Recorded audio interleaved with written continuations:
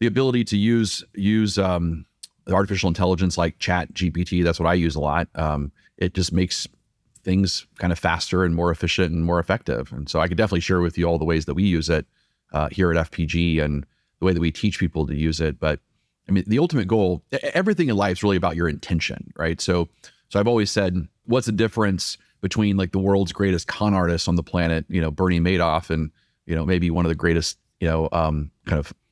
people that really help and serve other people, in the world when it comes to a sales ability. And the answer is always intent, right? So the strategies are always the same. The concepts are always the same in the sense of being effective to be able to persuade someone to do something they weren't planning on doing. But it's all about your intention. So I think if you keep your intent to lead, protect, and serve your customers, then I think you can use AI to do it more efficiently and effectively.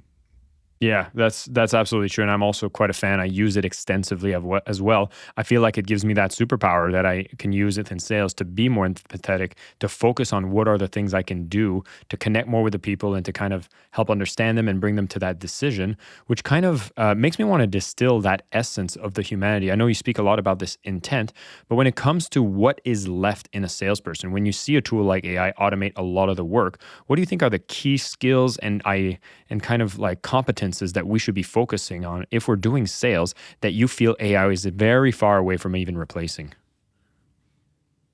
Well, I think it's very far away from replacing it, but I think quite the opposite. I think you can almost put like Chat GPT. Let's just use that as an example. You can almost say would be synonymous to to script your sales process or not to script your sales process, because the number one argument that people have is I don't want to script my process because I don't want to come across phony. And my whole thing is, it's if you can pre-plan or pre-strategize, what you're going to say, do, and think about to move your customer away from the problem that they're facing and move them towards some sort of like business or life improvement, and you can kind of premeditate or pre-plan that, then what happens is when you're actually in the game with the customer, now you can actually focus on the customer more. So what I find is it's like the paradox of the script. Like the whole argument people make on, I don't want to script because I don't want to focus on the script because I'm not going to focus on the customer. And my whole point is, I think actually if you internalize and premeditate your game plan, I think that can actually liberate you to focus more on the customer, because now this kind of process pattern and strategy it's like a part of you and it's the best version of you. So it's kind of the whole argument that people have on that is I think very flawed. So I would say the same thing happens to do with AI. So for example, like here's a real life example. So I was on a prospect call just yesterday, and I do this all the time now with ChatGPT. It's up on my browser. And right before the sales call, I just go into ChatGPT and I say, give me 100-word summary of what this company does, who their ideal client is, how do they benefit the customer, and what potential problems might be facing. And I just asked ChatGPT that, right? And so then I get on the call with the potential customer, and I said, hey, here's some basic research that I've learned about you. I just want to make sure I'm on the same page with you and we're in rapport so that I can really help, solve your problems and what you're trying to accomplish today. So this is what I've learned about you. Please, kind of yes and that, or fill in any blanks that I might be missing. And it's amazing how many people are like, no, you nailed it. You said it better than we actually say. So I go, great. So now they're on the same page with what you guys do and how you help serve your customers. Let's talk about, what problems are you facing right now in your sales that's preventing you to serve even more customers. But like, this is a real life example of, my team never had the bandwidth to find that level of research out to be that fast and efficient with a customer, like out of the gate. Like it would have taken probably like one person on my team. I don't know. It probably would have taken 16 hours to probably find that information out. And I could ask ChatGPT and I found it out literally 30 seconds before a sales call. It's absolutely fascinating. That's insane, right?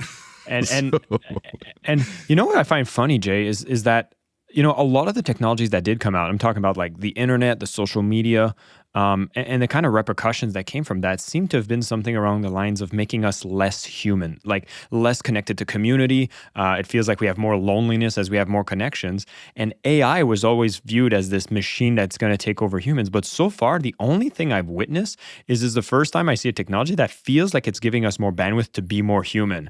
I don't know if you have any opinion on that or if you've seen a similar trend.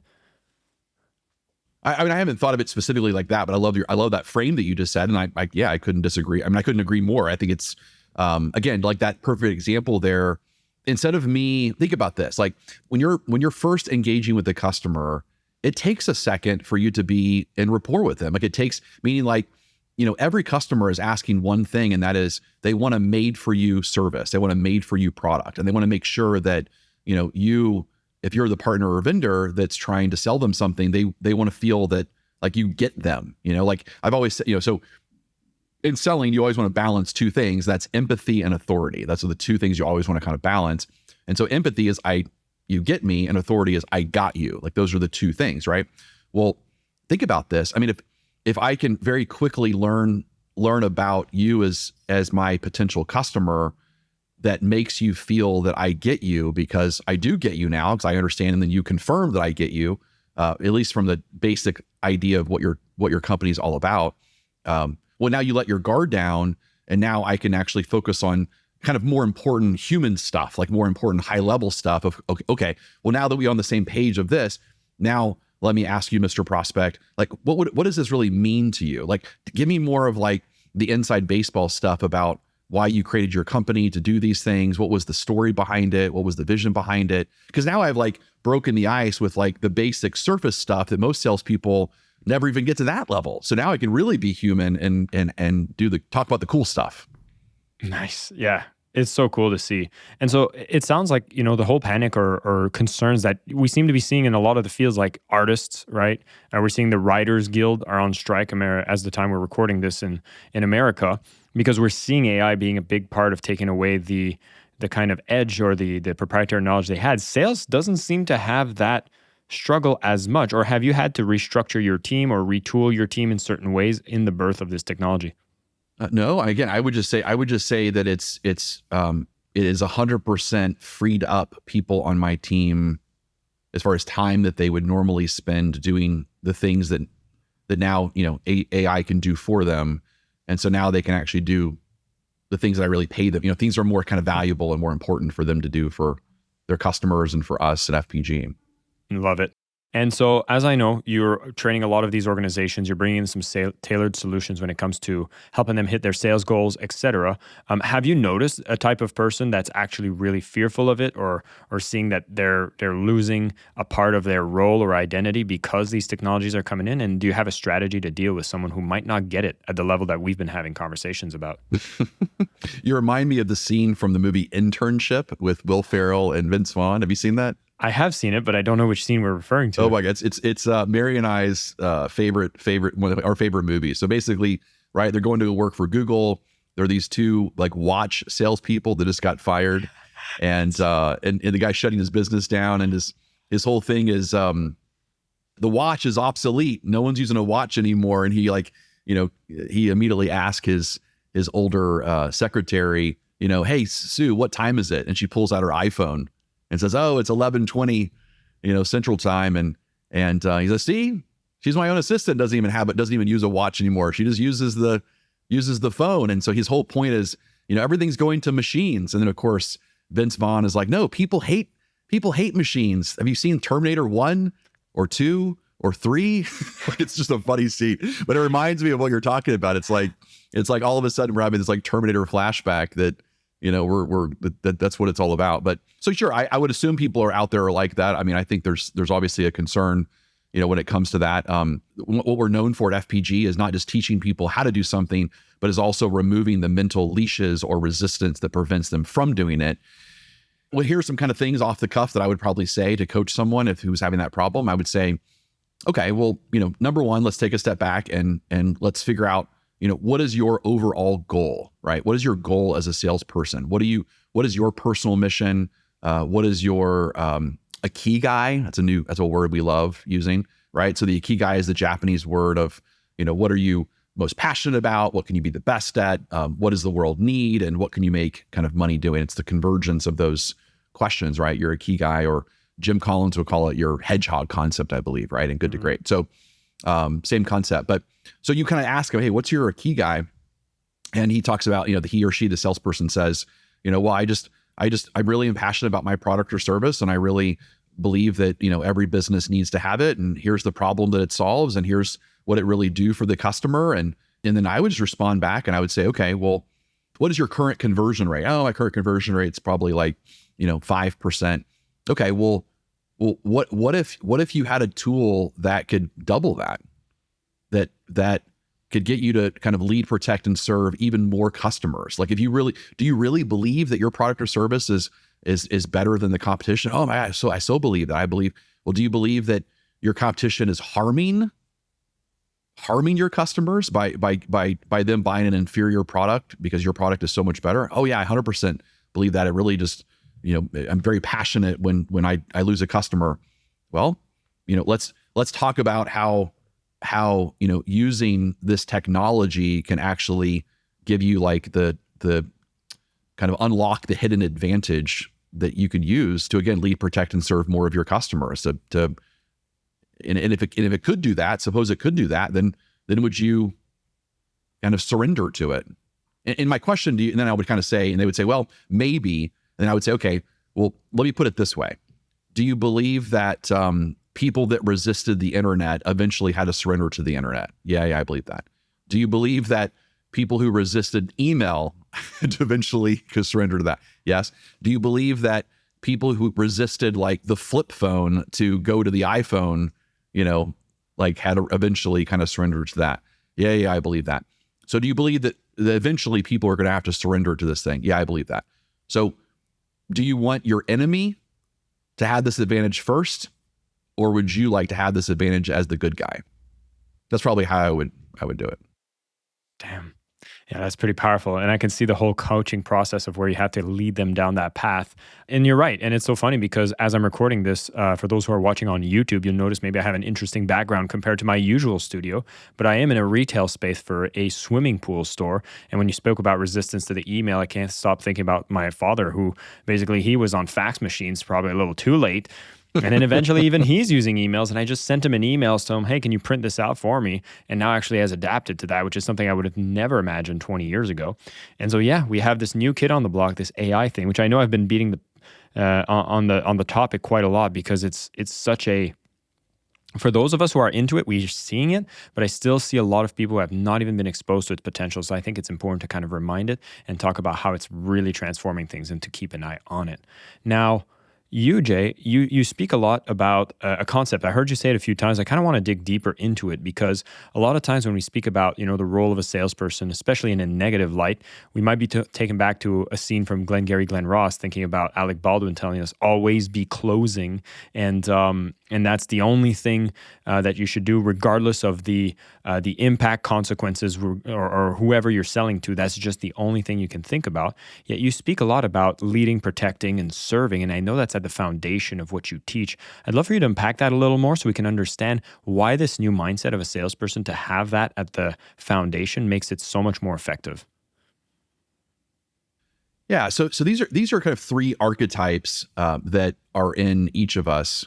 And when I say these to everyone, I want you to kind of think about which of these are most kind of dominant in you, and then which of these are more dormant in you. And when I say that, they're all in us. It just, the dormant ones might need to be more cultivated than the other one. But it's important to have balance really in all three. And I'll share with you why it's important to have balance. So the leader archetype is a person that focuses on a process, right? It's the person that focuses on a sales process, and they know that the customer has a series of kind of decisions they need to make. And if I can help them, unpack those decisions or understand, solve, and resolve those decisions in kind of some sort of like systematic order, then it's going to lead to kind of the overall kind of resolution, right? And they're all about kind of owning that process and that experience. That's really the leader archetype. The protector archetype is the one that is all about protecting the customer from any kind of enemy that would be preventing them from accomplishing their mission. So that enemy might be themselves. It might be their own fears and uncertainties and worries and so forth. Or it might be it might be the economy. It might be like the news, the media. It might be the board that they're a part of. It might be their boss. It might be, sometimes it's their own family. Like we do a lot of work in the housing market, and sometimes, you have a 55 and up buyer that wants to, buy in a 55 and up neighborhood, and their own child, like their own son or daughter, will get in the way and go, really? I mean, you're really going to move out of town? And I mean, who's going to babysit my kids? And my old point is think about how selfish that is, right? Think about how selfish that you got this 40-year-old kid who, their parents, their entire life have like submitted to them and like done everything they can for them and been there for them and kind of put their own goals and dreams off to the side. And then all of a sudden, finally the parents have enough courage to go to their own kids and say, look, you guys are self-sufficient now. You're your own people. We just want to kind of enjoy, our rest of our life together and do things we want to do and vacation. And then all of a sudden this, selfish 40-year-old kid says, but who's going to watch my kids, right? Who's going to pick up the kids? We're going to have to like get a babysitter now. And how can you be so selfish? So we're protecting. So as a sales warrior, you're protecting them from these enemies sometimes. And then last is serving. And so serving is, similar to the whole servant leadership model, but I would take that to the sales perspective. So it's the idea of what is the customer's like true why? Like, what are they really trying to accomplish, right? Go kind of 3 whys deep level. What does it mean to them? What's the impact of this decision? And if they don't make it, what does that mean as well? So that's really what the idea of a servant. So I share this with you because you take these 3 archetypes, Jason, and we're all dominant on one of them, but the problem is if we don't kind of flex on the others or cultivate the others, we can have like a dark side. So for example, if we're too much the leader and not the protector servant to balance us, we'll come across very rigid and robotic. If we're too much the protector and not enough leader and servant, we can actually come across very dogmatic and almost like cult leader-like. And then if we are too much the servant and not enough protector and leader, we can actually come across as a pushover, or what I say, get into the worst possible place to be, which is like the friend zone of selling. So which like, I love you, you're great, I want to go on vacation with you, but I'm going to buy from someone else that I feel is going to get me where I need to go. So I will tell you, in all vulnerability, my natural dominant one is actually more of the protector. And so if I find myself not really paying attention to making sure it's almost like unconsciously, it's easy for me to be the protector. So consciously, I need to pay attention to adding more leader and more servant in my life, so I don't come across as that dogmatic kind of cult leader and make a customer feel like they're an idiot for not moving forward with me. And they, I don't ever want to make a customer feel small or anything. And that would happen if I don't balance those 2 out. So how about you, Jason? What do you think your dominant is? It's so funny. As you were saying this, I was like, I'm going to tell a funny story. I'll be like, so Jason, asking for a friend who happens to be putting more on the servant side, but quite honestly, I'm definitely more leaning on the servant side, which actually begs a question that I want to ask, because I have a feeling that might be one of the more common overflexed traits for the majority of audiences that will be coming to a podcast like Selling with Love. I would think that the servant mentality is quite the natural tendency that the majority of listeners would have. It definitely is the one that I have. And so I'd be curious to know, what are some of the best strategies you've suggested to people who might be dominant on the serving side? They seem to be, having calls, making friends, but then they just lack that leader or that protector element. That's a great question. So again, I think just like I did, be aware that that's your unconscious one. So you don't really need to kind of develop that one anymore. It's just, it'll naturally kind of come out of you. But then I would just make it more of a focused intention. So, my intention is to work on more of the leader one. Well, what does that mean? Well, that would mean actually having more of a structured process and focusing more on the decisions or obstacles that are in the way of the customer making a decision. So for example, the leader sounds like, this will be a leader. So Mr. Customer, I'm curious, let's just suppose that we accomplish all those things that we just talked about and all the things that you desire, and we solve the problem of blank, and we get you to the goal of blank. So I'm kind of summarizing the interview here. And suppose we're able to do that. Would you be in a position of making a change? Like, is that something you'd be wanting to do today if we were able to make all that happen for you? And then they say, well, I mean, maybe. Okay, well, what would be the number one area of resistance that would prevent you from making a change? And then they kind of talk through that. So that would be like the language of a leader, is that I'm like systematically following some sort of methodical, like decision-making process that is being very clear on, like, where are we? What's next? What's the next step? It's so leaders are all about like very structured agendas. They love agendas. They love the word next. They love the word, that's kind of the language they use a lot, right? Suppose we're able to do this, then would you move forward? What holds you back from this? What are, I know you said that you needed to feel good about the economy. Now that we talked about the economy, you feel good about that. The next decision we need to talk about is blank. I mean, so they talk in this very, it feels way. almost feels robotic, as we were saying, was maybe the more extreme prominence of it is like, oh my God, this is like a talking robot.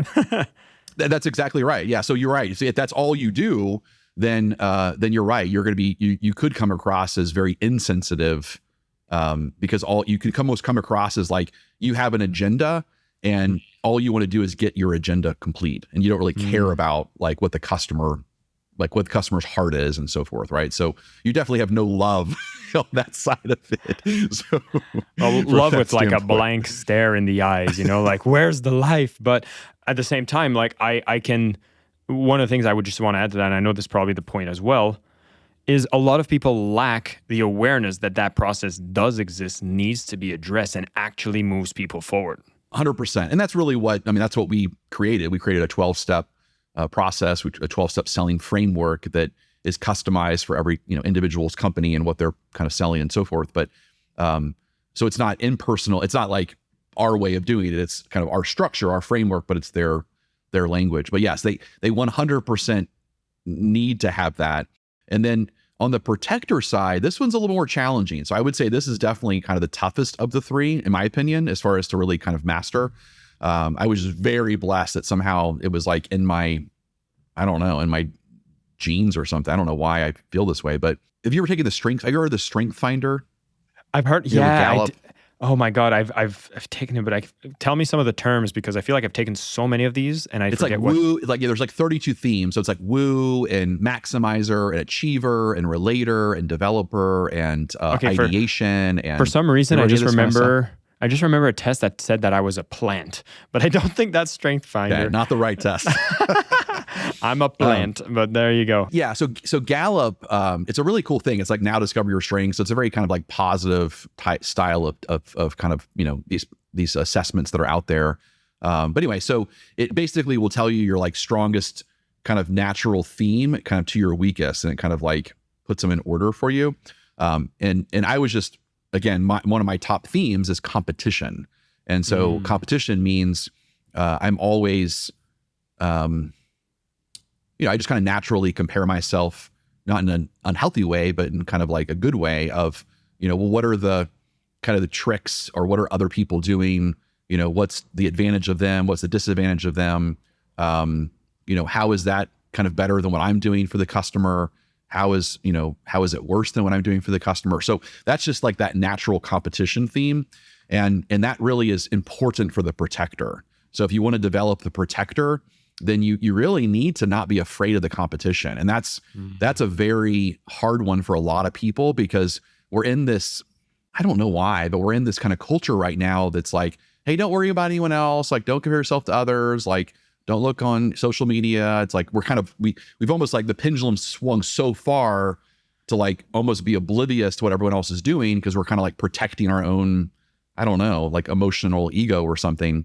And so because of that, I think that's kind of hurting people, because so many salespeople are really flying kind of blind. I mean, they really don't have the courage to figure out, hey, this is a common question I like ask as a protector.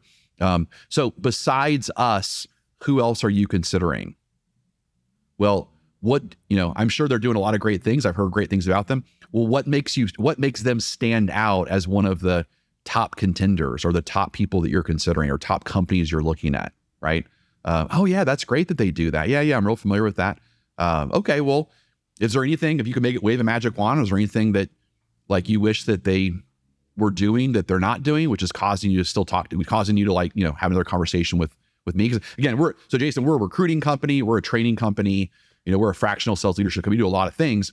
And so a lot of our leads come in on the recruiting side. And so, I'm always asking that question, there's obviously something that a recruiting company didn't do, to cause you to kind of like check out other options. So what were you hoping they were doing that they didn't offer, so that I can kind of talk through if maybe that's something that I offer here, right? So it's just having that courage, because so many salespeople are just really afraid of, well, gosh, what if they have something that we don't have? And then my whole point is, okay, well, that's just learning though. And the whole point is, no, there's no unicorn anything out there. So, they might, like that recruiting company might have something we offer, but there's a reason we don't offer it, because we offer something different, right? So it's if we offered that over there plus what we do over here, well, we probably have to raise the price to the point where it would be out of most people's budget. So it's not, so I'm not scared of it. It's just, hey, for the price of blank, they decided to use their resources to do blank for you. And the people who value those things go with them. But if the people who choose us value X, Y, Z, and they like the way that we go about recruiting.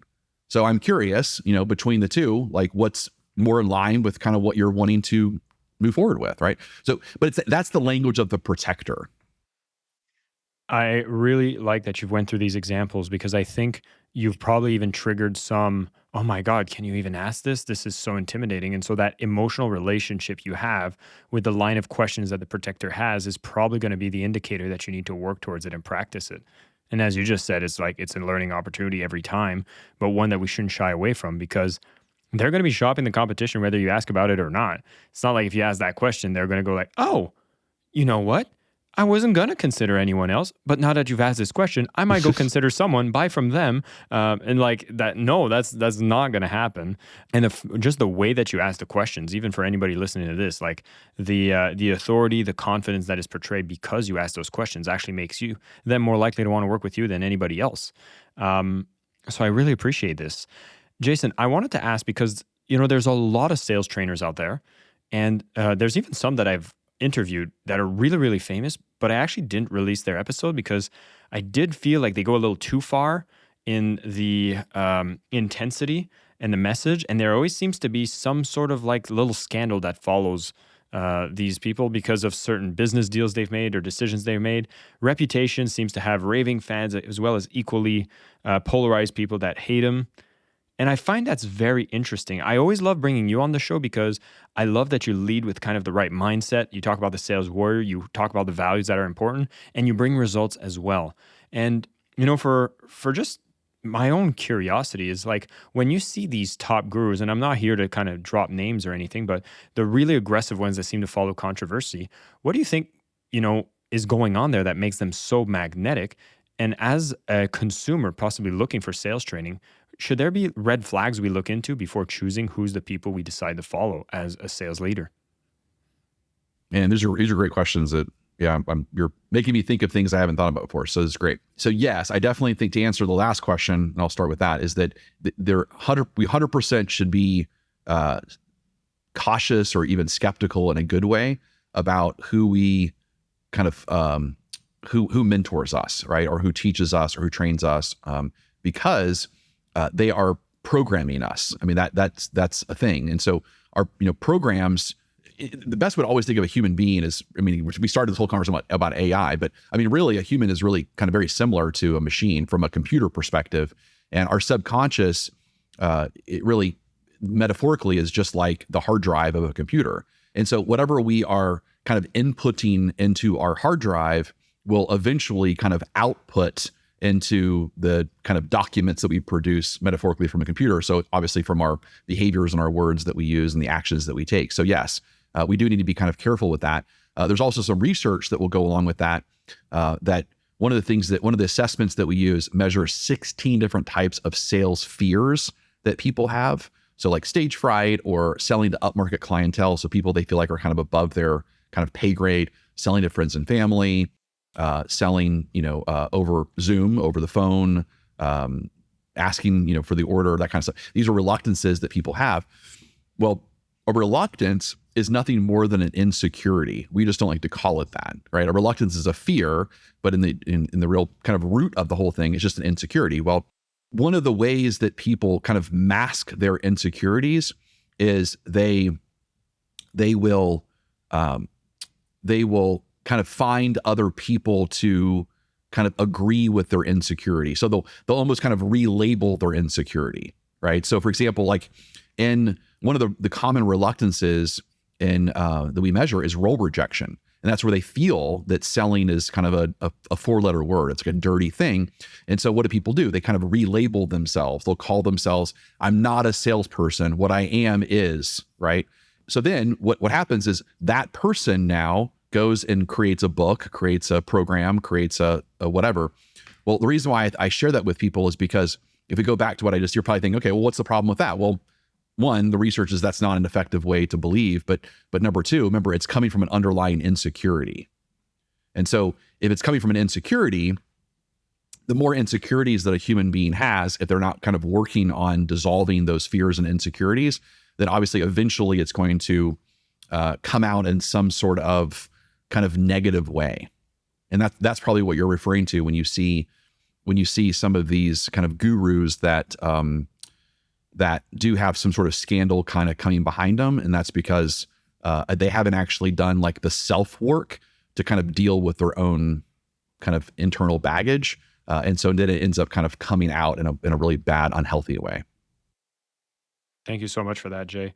It's interesting because this is one of the first exercises I do and things I speak about in the book is this whole rejection of the identity of a salesperson when it's actually a really beautiful thing. And I'm very glad that you're doing your sales training. I really love the work that you do. And that's why I always want to bring you back on the show and support what you do because I think you have that foundation in your program to be doing the inner work.